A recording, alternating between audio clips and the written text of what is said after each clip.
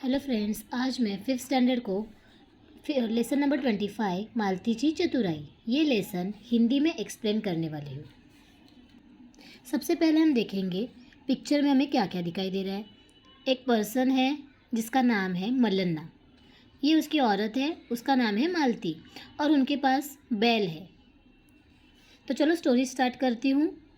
मल्लन्ना शेतावरून घरी आला। मल्लन्ना नाम का ये जो पर्सन है ये खेत पे से घर आ गया था। शेतावरून मतलब खेती से, खेती में काम करके वो घर आ गया था। त्याने दोन्ही बैलांना गोठ्यात बांधले। उसके पास 2 बैल थे।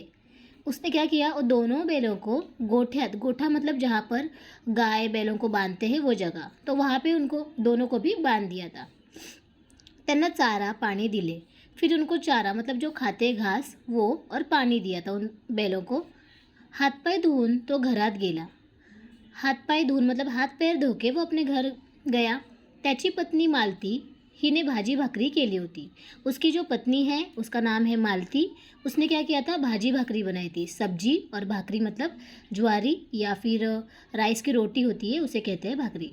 उसने वो बनाया था। दोघांनी जेवण केले। फिर दोनों ने साथ में खाना किया। मल्लन्ना शेतातील कामाने खूप दमला होता। दमला होता मतलब बहुत ही थक गया था। खेती के कामों से वो थक गया था। अंथरुणावर पड़ताच त्याला झोप लागली। अंथरुण, अंथरुण मतलब बिस्तर। बिस्तर जैसे ही डाला तो उसको अच्छे से नींद लग गई। झोप लागने मतलब नींद लग गई थी। सकाळी तो लवकर उठला। लवकर मतलब जल्दी। सुबह वो जल्दी उठा। बाहर आला, बाहर आया।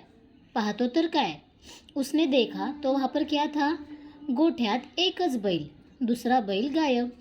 जहाँ पे बैल को बांधा था वहाँ पे एक ही बैल था, दूसरा तो गायब हो चुका था। सेकेंड पैराग्राफ देखते हैं। सेकेंड पैराग्राफ में दिया है, अगं गोठ्यात एकच बैल आहे। वो अपने वाइफ से कहता है, अरे गोठे में तो एक ही बैल है, अपना दूसरा बैल कुठे गेला, दूसरा बैल कहाँ गया, ऐसे क्वेश्चन किया।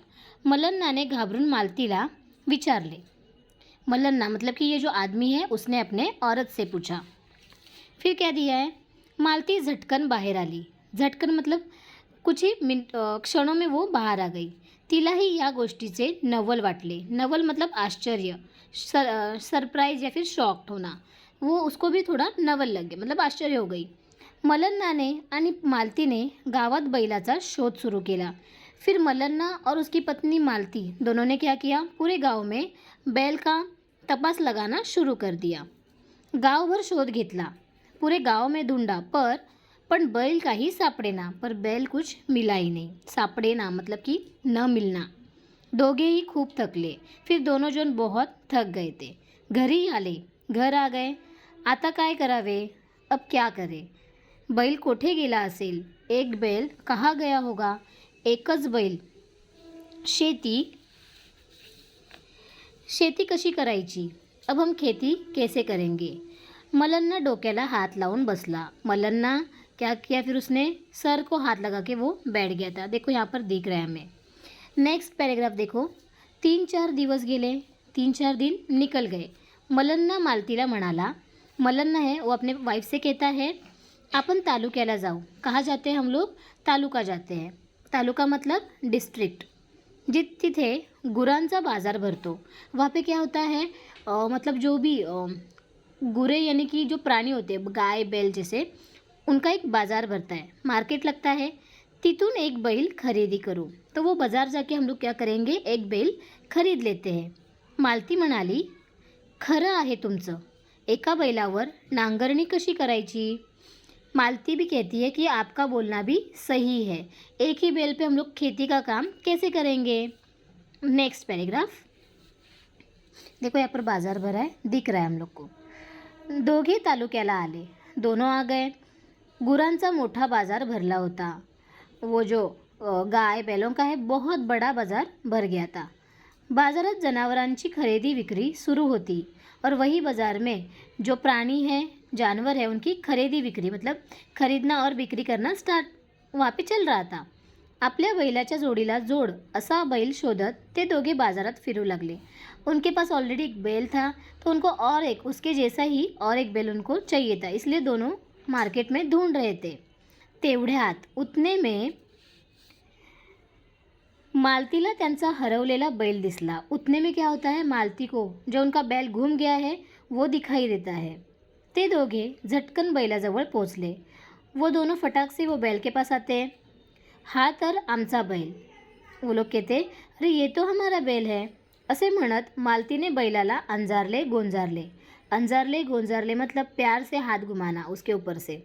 मालती कहती है, अरे ये तो हमारा ही बैल है, और उसे प्यार करती है। या माणसाने आमचा बैल चोरला असे म्हणत तिने आरडाओरडा करायला सुरुवात केली। ये इस आदमी ने क्या किया है, हमारा बैल चुरा लिया है, ऐसे वो ज़ोर ज़ोर से चिल्ला रही थी वो मार्केट में। नेक्स्ट पेज पे देखो, पेज नंबर 47 है।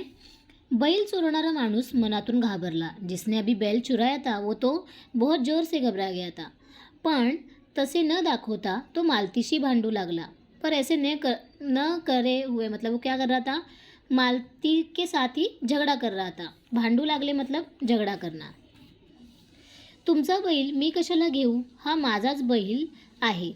वो कहता है, तुम्हारा बैल मैं क्यों लेकर जाऊँ, तुम्हारा ऑक्स मैं क्यों लेकर जाऊँ, ये तो मेरा ही बैल है।